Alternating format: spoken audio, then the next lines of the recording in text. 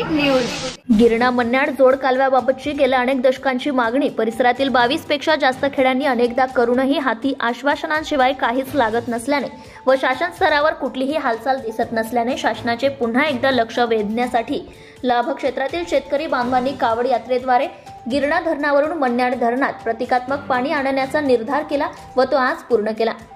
गेल्या 30 ते 35 वर्षांत अनेकदा राजकीय पदाधिकारी व लोकप्रतिनिधी यांनी केवळ आश्वासनेच दिलीत व नेहमीप्रमाणे शेतकऱ्यांच्या तोंडाला पाणी पुसण्याचेच काम केले आहे।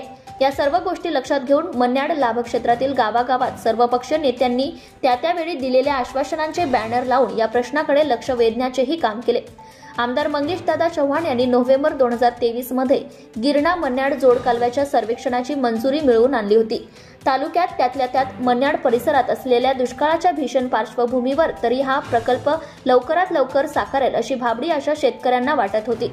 परंतु गिरणा मन्याड जोड प्रकल्पाचा सर्वे अजूनही पूर्ण होऊ शकलेला नाही व ती आशा सुद्धा फोलच ठरली आहे।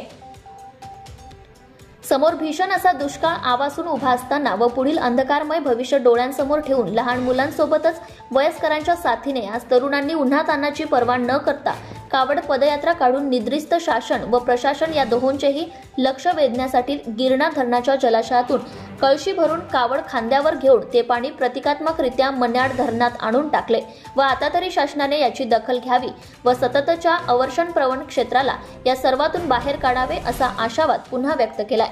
आजपासून सुरू होणाऱ्या अर्थसंकल्पीय अधिवेशनात या विषयावर चर्चा होऊन काहीतरी मार्ग आमदार मंगेशदादा चव्हाण यांनी काढावा हीच अपेक्षा आहे।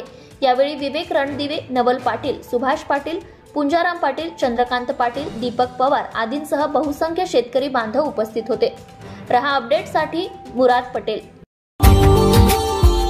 Subscribe now and press the bell icon. Never miss an update.